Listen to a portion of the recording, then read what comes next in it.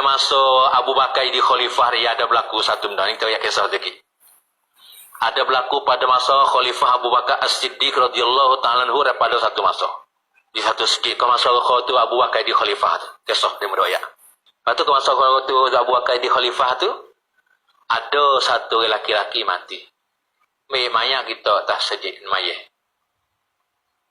Abu Bakar tak ada lirikan lah, ada orang lain lah. Mayat tak tahu ngusung tu dah, lepas dah mandi tu pergi sejid. Tak boleh apa nak mayat. Kain-kain gerok. Kalau gerok Pak Ita ni, kalau lihat malah dah sebab hari lebih. Orang lari api orang.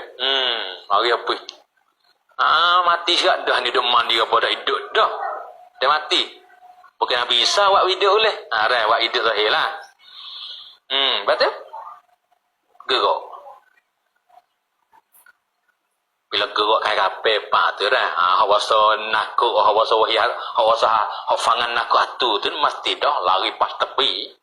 Lepas tu wan ni dah gapo ni? Gerok ni. Kuko. Berbuka pak, dia dapat dia ada seekor ular besar duk belik mayat. Duk belik saja dah dikikir mayat seolah. Lepas tengok ular besar, dia mendak mikir kali kata ular gapo. Mek kayu. Mek ada mek kayu. Mek bulu. Ular kan belum apa bulu. Tengok kayu yang apa tengok bulu. Dia supah ya. Mek kayu lagi. Mek kayu ni nak kata, bapak mari nak kata ular ni kecek. Ular tan la ilaha illallah Muhammadur Rasulullah. Ular mucak. Ni ular tu hatta ni. Bukan ular dunia dah. Ular kata la ilaha illallah Muhammadur Rasulullah. Lima taktulunani. Kerana apa mu nak bunuhku? Nak bunuh apa ku? Walaisa li zambun wala khata', aku tak ada rasa, aku tak ada salah ke apa?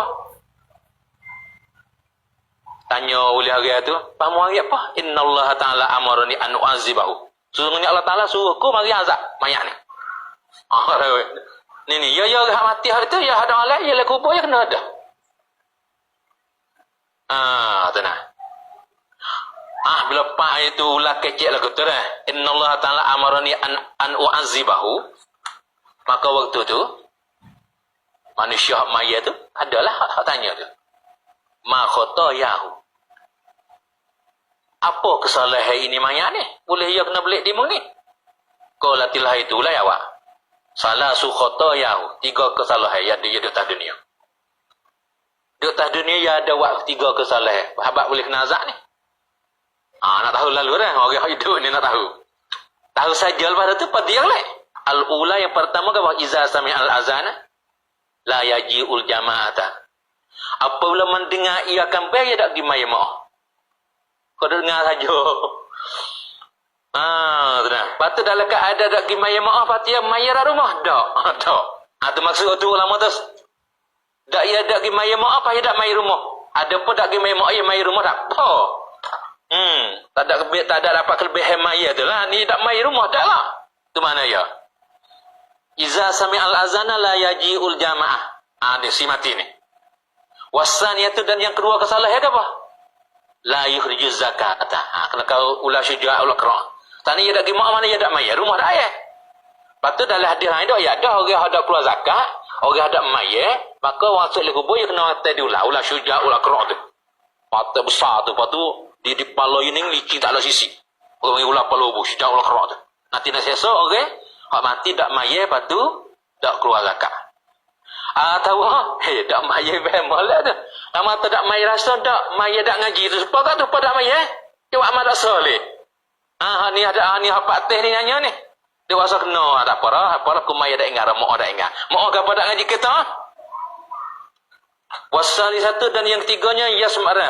La yasma'u qaulal ulama. Ya dak dengar perkataan orang lain duk nasihat ke apa dak dengar. Ya lawe. La yasma'u qaulal ulama. Pak kita nak jenis hak yang tiga ni. Atau 3 kesalahan. Pertamanya dak mayar. Yang keduanya dak keluar zakat. Yang ketiganya dak dengar orang alim ulama dan nasihat ke apa kita tu. Tu dah.